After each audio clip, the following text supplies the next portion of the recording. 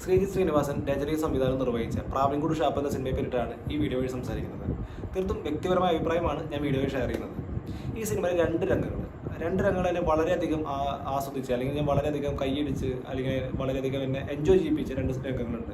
ഒന്നാമത്തെ എന്ന് പറയുന്നത്, ഇതിൽ സൗബിൻ ഷാഹിർ ബൈക്ക് പോയിക്കൊണ്ടിരിക്കുന്ന സമയത്ത് ഒരു സ്കൂൾ ബസ് ചേസ് ചെയ്യുന്നുണ്ട്. ആ രംഗങ്ങളിൽ എടുത്തു വെച്ചുള്ള ക്യാമറ ഷോട്ട്സ് ആണെങ്കിലും, അല്ലെങ്കിൽ ഓരോ സെക്കൻഡ്സിലും നമുക്കിപ്പോൾ എന്താ സംഭവിക്കുക, അല്ലെങ്കിൽ നമ്മുടെ സീറ്റിൻ്റെ എഡ്ജിലേക്ക് കൊണ്ടുവന്ന് നിർത്തി നമ്മളെ ആ ഒരു എക്സ്പീരിയൻസ് അല്ലെങ്കിൽ ആ ഒരു വൈബ് തരാൻ ആ സീനുകളിൽ സാധിച്ചിട്ടുണ്ട്. മാത്രമല്ല, ബേസിൽ ജോസഫിൻ്റെ ക്യാരക്ടർ ഒരു സമയത്ത് വളരെയധികം പാനിക്ഡ് ആയിട്ട് ബൈക്ക് എടുത്ത് പോകുന്നൊരു രംഗമുണ്ട്. ആ സമയത്ത് ആ ബൈക്കിൻ്റെ പോക്കും ആ പരിപാടികളൊക്കെ വളരെ ഭംഗിയായിട്ട് തന്നെ കോറിയോഗ്രാഫി ചെയ്ത് വെച്ചിട്ടുണ്ട്. ഈ രണ്ട് സീനുകളും ചെയ്തു വെച്ചാൽ ആരൊക്കെയാണെങ്കിലും അവരോട് വലിയൊരു നന്ദി ഞാൻ പറയുകയാണ്. കാരണം എന്നെ വേറൊരു ലെവലിലേക്ക്, ആ സിനിമയിലെ ഏറ്റവും നല്ല രണ്ട് രംഗങ്ങൾ എനിക്ക് അനുഭവപ്പെട്ടിട്ടുള്ള, അല്ലെങ്കിൽ കുറച്ച് കാലങ്ങളിടയിൽ മലയാള സിനിമയിൽ ഞാൻ കണ്ടിട്ടുള്ള ഒന്ന് രണ്ട് ചേസ് സീനുകളിൽ ഏറ്റവും വൺ ഓഫ് ദി ബെസ്റ്റ് എന്നൊക്കെ പറയാൻ പറ്റുന്ന രീതിയിലാണ് അത് കോറിയോഗ്രാഫി ചെയ്ത് വെച്ചിട്ടുള്ളത്. ഇനി ഇതിൻ്റെ സിനിമയിലേക്ക് വരികയാണെങ്കിൽ, ഇതിൻ്റെ പ്രൊഡക്ഷൻ സൈഡ് നമുക്ക് നോക്കുകയാണെങ്കിൽ അൻവർ റഷീദ് സാറാണ്. സോ കുറേ നാളുകളായിട്ട് മലയാള സിനിമയിൽ നല്ല സിനിമകൾ മാത്രം തരുന്ന ഒരു മിനിമം ഗ്യാരണ്ടി നമുക്ക് ഉറപ്പിച്ച് പറയാൻ പറ്റുന്ന ഒരു പ്രൊഡക്ഷൻ ഹൗസാണ് അൻവർ റഷീദിൻ്റേത്. സോ അദ്ദേഹം വരുന്ന സമയത്ത് ഒരു ടോപ്പ് നോച്ച് ക്വാളിറ്റി ഉള്ള ഒരു ടെക്നീഷ്യൻസ് ആയിട്ടാണ് അത് വരുന്നുണ്ടാവുക. സോ അവരൊക്കെ അവരുടെ പണിയൊക്കെ വളരെ ഭംഗിയായിട്ട് തന്നെ ചെയ്തു വെച്ചിട്ടുണ്ട്. ഇതിലെനിക്ക് ഏറ്റവും എടുത്തു പറയേണ്ടതായി തോന്നുന്ന കുറച്ച് കാര്യങ്ങൾ വെച്ചാൽ, ഇതിൻ്റെ ക്യാരക്ടർ വൈസ്, അല്ലെങ്കിൽ എന്താ പറയുക, കാസ്റ്റ് വൈസ് നടന്നിട്ടുള്ള കുറച്ച് കാര്യങ്ങളാണ്, അല്ലെങ്കിൽ അഭിനയങ്ങളാണ്.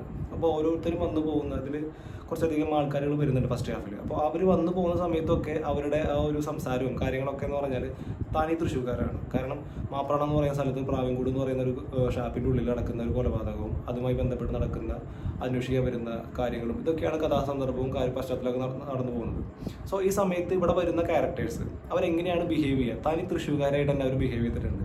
പക്ഷേ ഇതിൽ സൗബിൻ എന്ന് പറയുന്ന ആളുടെ ഒരു അഭിനയം വെച്ച് നോക്കുകയാണെങ്കിൽ എനിക്ക് അത്ര അങ്ങോട്ട് സാറ്റിസ്ഫൈഡ് അല്ല. കാരണം ഞാൻ പേഴ്സണലി കുറേ നാളുകളായിട്ട് കണ്ടുകൊണ്ടിരിക്കുന്ന സൗബിനെ തന്നെയാണ് ഇപ്പോഴും ഞാൻ കണ്ടുകൊണ്ടിരിക്കുന്നത്. സോ ഇതിലൊരു കരച്ചിൽ വരുന്നുണ്ട്. ആ കരച്ചിൽ അങ്ങനെ കുറേ കുമ്പളിങ് നൈറ്റ്സിൽ ഞാൻ എന്താണ് കണ്ടിട്ടുള്ളത് അത് ഇവിടെ വരുന്നുണ്ട്.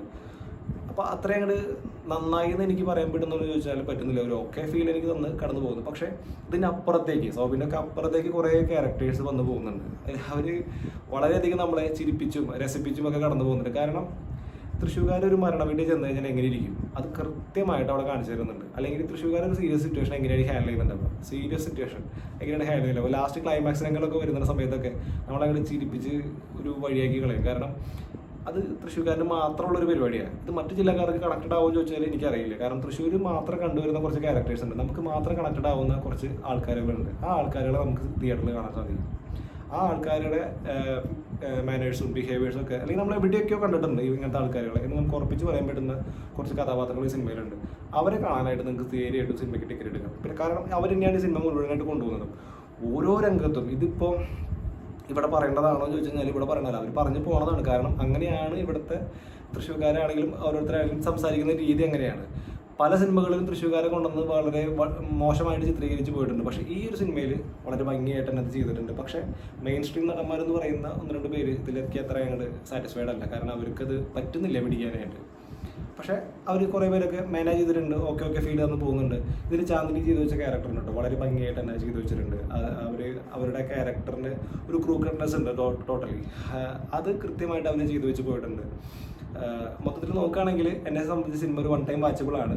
ഇതൊരു മസ്റ്റായിട്ട് തിയേറ്ററിൽ എക്സ്പീരിയൻസിൻ്റെ കാര്യം. കാരണം വെച്ചാൽ ഒരു ഓളം ക്രിയേറ്റ് ചെയ്ത് കാണേണ്ട ഒരു സിനിമയാണ്. നിങ്ങൾ ഇത് നാളെ ഒരു OTT പ്ലാറ്റ്ഫോമിൽ വന്നിട്ട് കാണാമെന്ന് വിചാരിച്ചു കഴിഞ്ഞാൽ നിങ്ങൾക്ക് അത്രയ്ക്കായിട്ട് കണക്റ്റഡ് ആകാൻ പറ്റുമെന്ന് എനിക്ക് തോന്നുന്നില്ല.